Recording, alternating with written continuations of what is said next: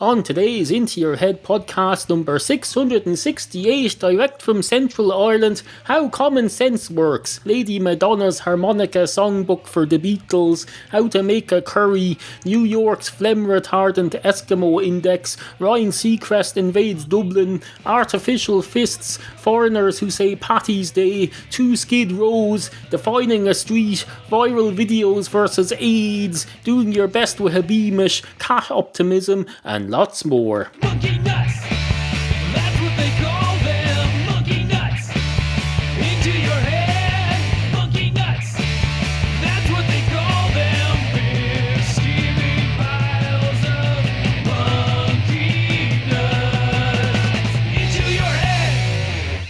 We've a lot to get on with today. Items that need to be attended to, issues that need to be addressed, topics. Topics. We've got lots and lots of topics. We're positively booming to the seams with topics. We've got topics coming out of this calendar. This calendrical. Christ, we're up to March already. It's nearly Saint fucking Patrick's Day.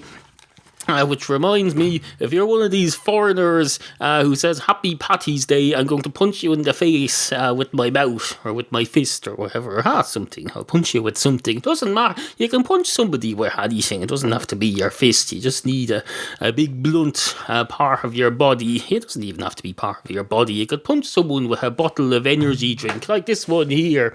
Now, preferably the full one, not the empty one that I've already squashed. But this full 1 litre bottle of dark stimulation drink, you could punch someone in the stomach with that very effectively. You wouldn't need a fist for that. Or people think you need fists to punch people. You do not. You don't even need a hand. In fact, most of us, most of the time, don't have a fist. A fist is a temporary arrangement of your hand. Most of the day, you go about your business. You have no fist at all. You don't have a fist at all. You have a hand. Maybe you have a few knuckles, but you don't have a proper, fully fledged, compacted fist for most of your waking hours. Maybe you clench your fists in your sleep, I don't know, or you grit your teeth, or you do both. Now, gritting your teeth, that wouldn't be much of a fist, because if you try to punch someone with your fist, with your clenched teeth, you're probably going to break your jaw, so don't do that. But no, plenty of other things can be used as fists, so don't be getting all worked up over all this thing about the uniqueness of your fists. Your fists are not special. Anything can be used as a fucking fist. So get that out. Anyway, hello and welcome to the show. Two cats walk into a bar. One of the cats goes straight up to the bar counter and says, "Hello, can I have a pint of your finest Beamish, please?" And the man behind the bar says, "Certainly, sir, but if you're looking for a finest, would you not go for Guinness?"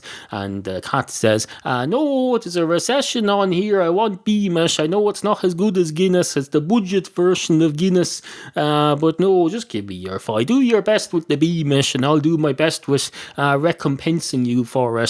I might even throw in a tip, even though it's not considered necessary in this country."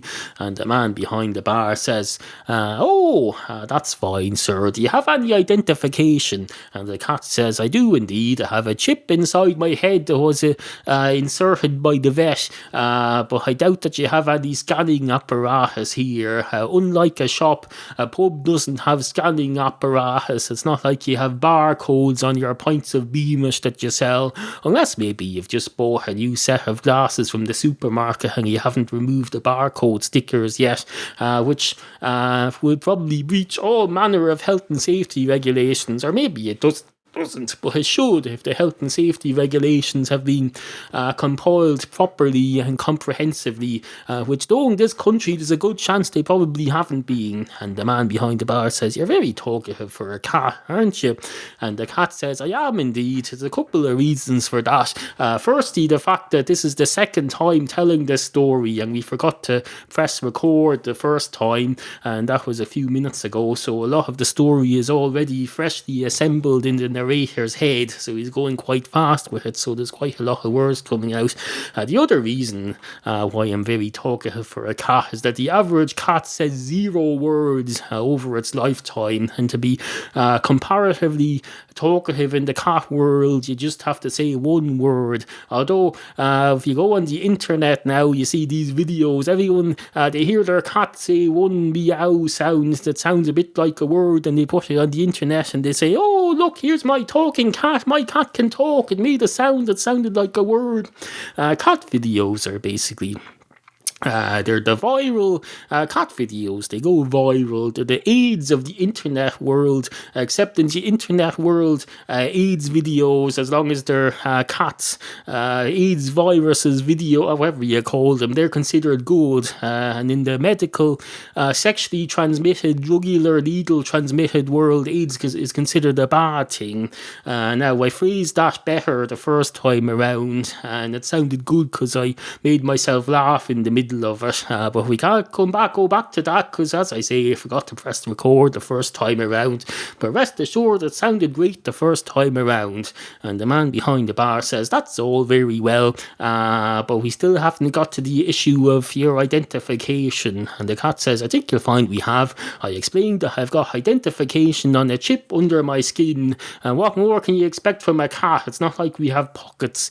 And the man behind the bar says, humans don't have pockets either, unless you count that place where drug smugglers hide stuff when they're smuggling it in on the plane, which I don't. And the cat says, I don't either. And the man said behind the bar says, well, I'm glad we can at least agree on that, but still remains the issue of the identification. And the cat says, what does my identity matter? I'm a bog standard black and white cat.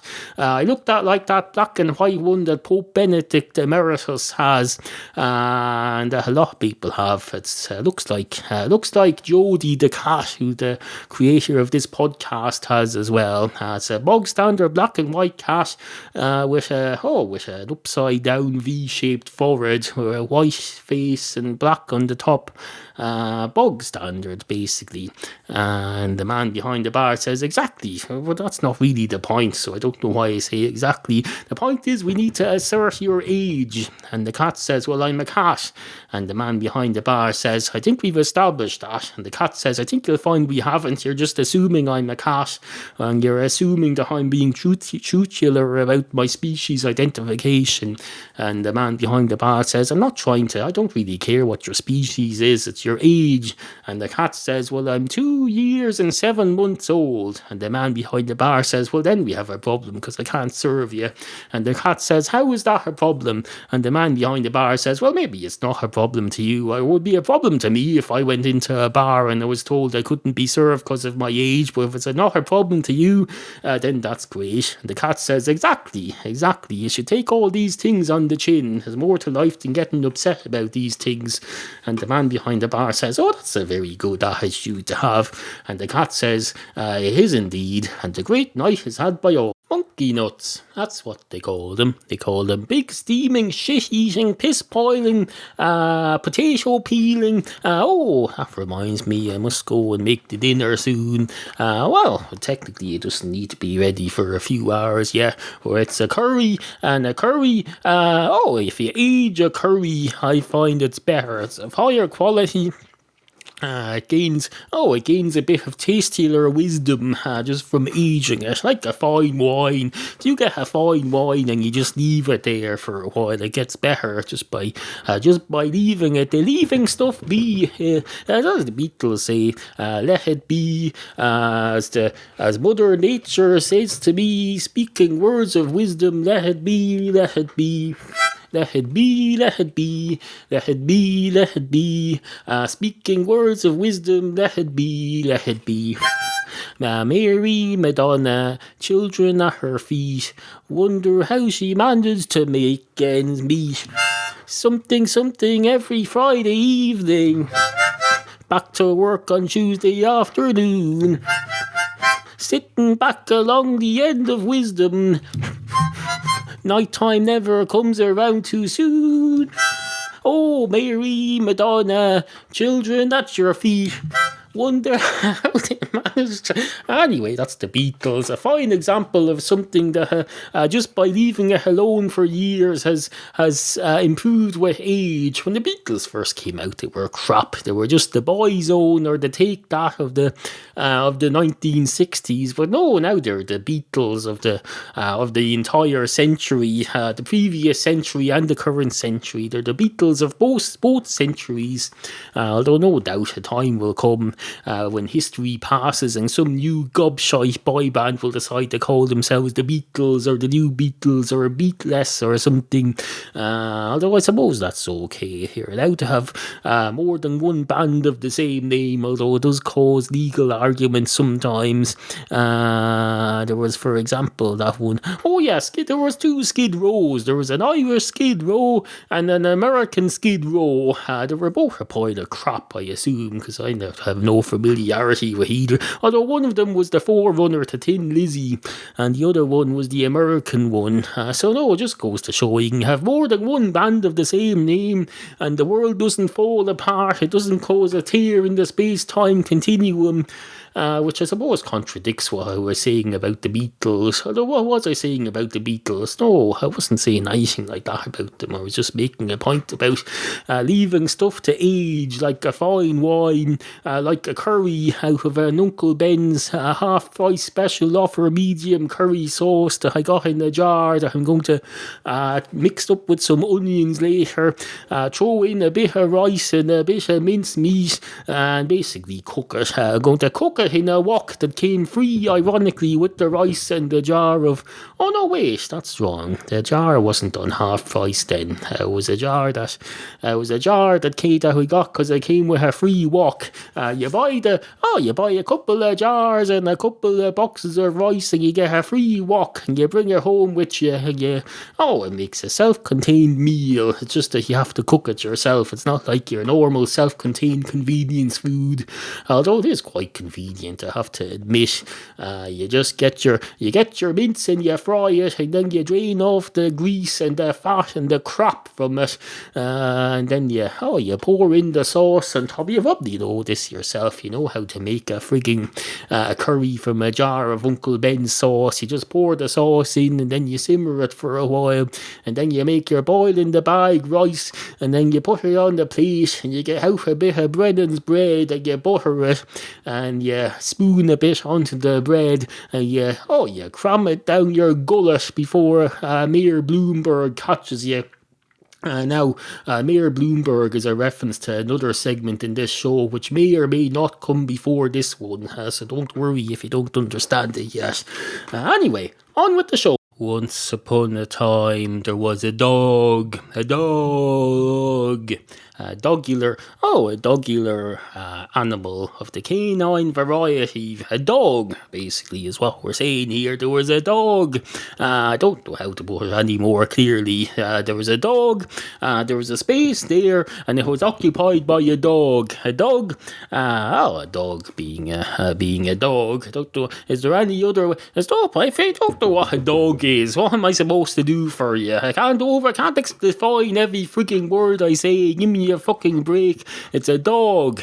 It's the opposite of a cat, basically. A cat is a thing that's like a cat is a oh no, it's not a canine. A cat is a catular feline thing, and a dog is a canine thing, and never the twain shall meet. There's the twain there. There's the dog there. There's the cat there. I'm pointing, incidentally. I'm pointing when I say dog. I'm pointing over there towards the horizon, and when I say cat, I'm pointing over there towards the upstairs bathroom, which is 2 walls away.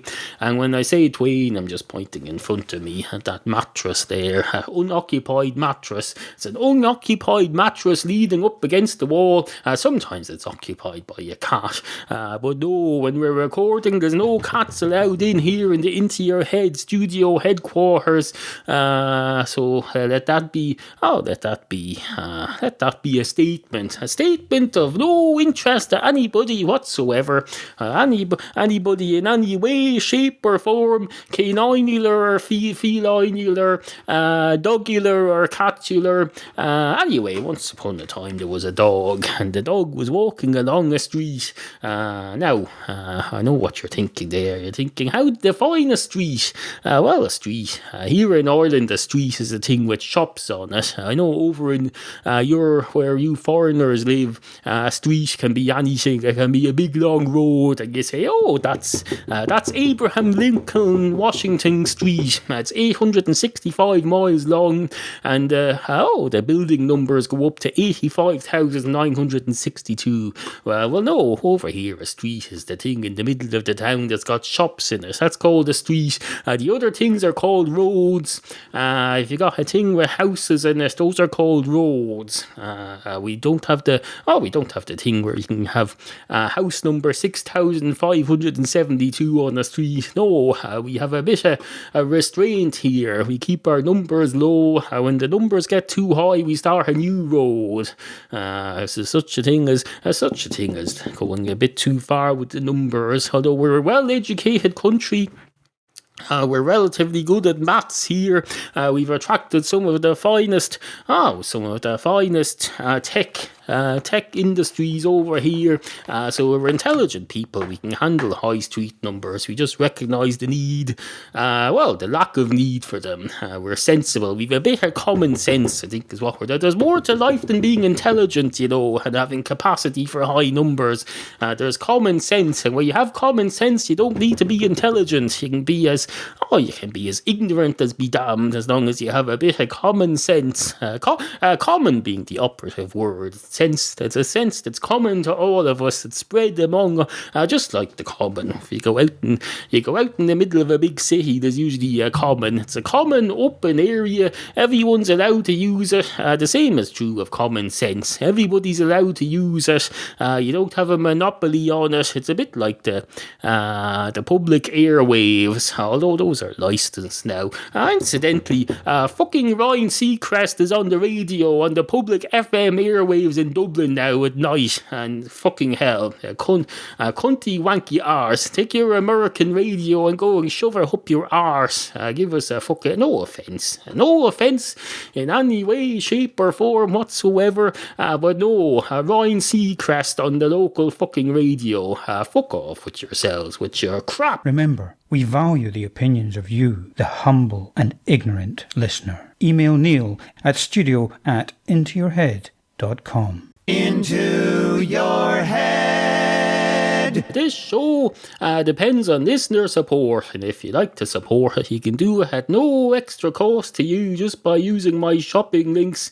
Amazon.com, Amazon Canada, Amazon UK, glasses, prescription glasses that you can buy online, allbattery.com for all kinds of batteries, a shoe place in New York that has an easy returns policy, pet supermarket in the UK, and even DreamHost, the web host with which I host this podcast for the last several years. All of these places, you can shop with them through intoyourhead.com. Click on their ads and explore their offers. When you buy anything with them, I get a generous commission, and it supports the show. You can also support the show just by making a donation of any amount.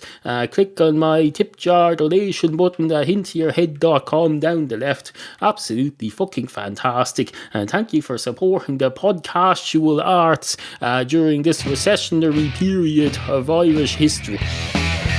Matchstick cats. Matchstick cats. Matchstick cats. Matchstick cats and stuff. Matchstick cats. Matchstick cats. Matchstick cats. Matchstick cats and stuff. IntoYourHead.com. To St. Patrick's Day celebrators walk into a bar. one of the St. Patrick's Day celebrators goes straight up to the bar counter and says, "Hello, my grandmother went on the Titanic once to Ireland, so I'm part Irish, so give me a pint of Guinness, please." And the man behind the bar says, "Certainly, sir, but you'll have to bollocks, but fucking wanky arse, arsey wanky cunty wanky arsey wanky cunt, cunty arsey wanky cunty fuck. Now, I know what you're thinking there. You're thinking, that was unexpected. That was unexpected. Well, what were you expecting? Were you expecting stuff? Well, is there stuff coming? Don't worry, there's plenty of stuff coming. Just can't guarantee that it'll come in a consistent flow. So have a bit of fucking patience. Patience is a virtue, you know. It's also a card game, if I remember rightly. Or is it? Maybe it's not. It's something. There's certainly something called patience. Something other than patience, I mean. I think there's a game called Patience. I presumably involves waiting. That's what life is about nowadays, waiting. We consider waiting to be a pastime. You sit around watching television, waiting for time to pass, and you go, "Oh, I need to wait a bit more." But then, of course, you go out and you sit at a restaurant, you say, "Oh, that fella's waiting on me. I think I'll give him a tip, because that's hard for him to wait." But no, then you go home and you wait in front of your television for the next day to come, and then the next day comes and you say, "Christ, I can't wait for this day to be over, either for it to be over or for it to reverse to last night, when I can relax again." Now, of course, there's not a 50-50 either way chance. The time is going forward, not backwards, no matter what Professor Stephen Hawking may spout through his gob, through his electronic gob. Time is going forward. We covered this many times on the programme over the last several years. It's a note to self, edit out that cough. Don't cough straight into the microphone. You'll deafen the listener. At least have the decency to turn your head. I didn't turn my head because I was busy looking out the window in front of me. I saw a carular vehicle traversing the road in the next estate. Apparently that's fascinating to me. Seeing a car in the next estate is fascinating. I don't get out much. I don't know if it's obvious. I don't get out much. I can if I want. I just choose not to. There's more to life than going outside, you know. There's a lot more to life. There's more to life than being somewhere physically. You can be somewhere mentally or emotionally. You can even be somewhere metaphorically. I'm metaphorically outside right now. I'm out on the internet exposing myself to the world. Or at least to the limits of my bandwidth, which I'm told is unlimited. I'm told I have unlimited bandwidth on this podcast. One of these days we'll get enough listeners to put that to the test. But for now, no. That's all we have to say about that.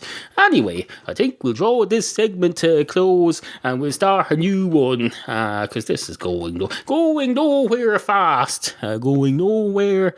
Is that a song? Let's see. We'll find out now. Where's my harmonica? Going nowhere fast. Going nowhere fast. Oh, that's a show. That's a show on BBC Radio 4 Extra. Something like Going Nowhere Fast. And they even have a song that goes something like Going Nowhere Fast. Going Nowhere Fast. You also have a sitcom starring Suggs from Madness and Bob Monkhouse as a shrink's patient and a shrink, respectively, saying they do a musical stuff in between. I was listening to it last night. Pile of crap, but then so was this. Going nowhere fast. Going nowhere fast. Going nowhere. Does the speed matter? If you're going nowhere fast, why does the speed matter? You might as well go slowly and enjoy the ride.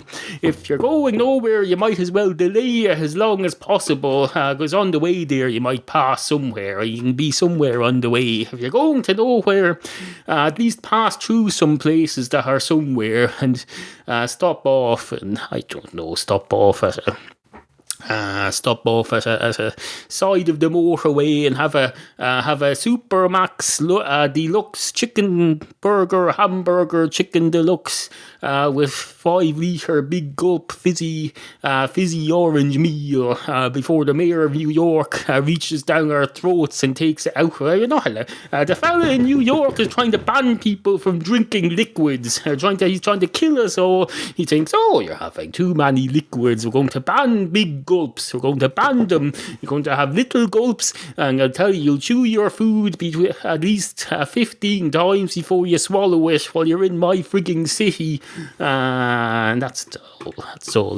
Mr. Bloomberg, if that's your real name, that's a freaking television. I remember I used to go to America in the 1990s, and there was a radio business network called Bloomberg Radio, and they'd come on and say the Dow Jones is up 15% against a retarded cat from Eskimo land. To put his head, I didn't mean to say retarded. I meant phlegm retardant. I don't like saying retarded. I find that word offensive. I take that back. But no, you get the general idea. Anyway, Bloomberg, you're a cunt.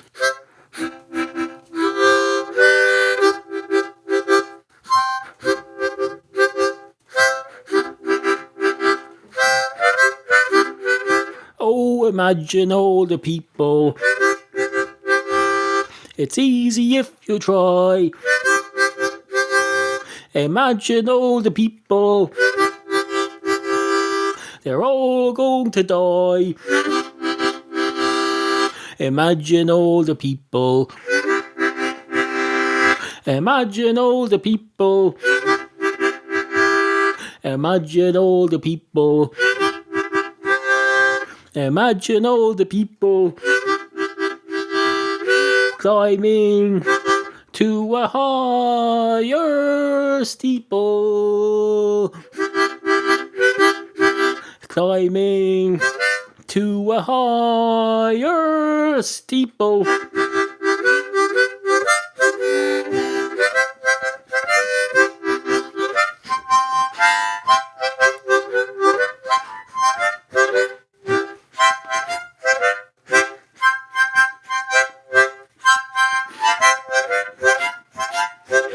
Oh, imagine there's no heaven. It's easy if you try. It only takes a bit of imagination. Unless you don't try. In which case you're not making use of your God-given imagination, you Satanistic scumbag.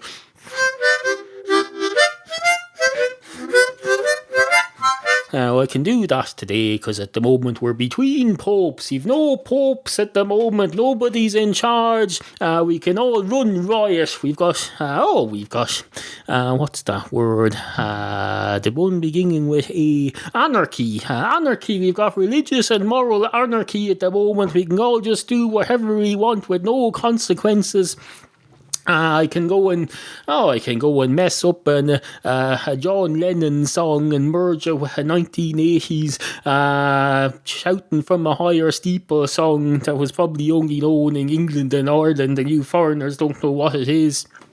You probably thought I was just getting the words of John Lennon's Imagine wrong. No, I was doing a mashup of John Lennon's Imagine with a song by some English woman. Imagine all the people shouting from a higher steeple from the 1980s or 90s. It was all perfectly accurate.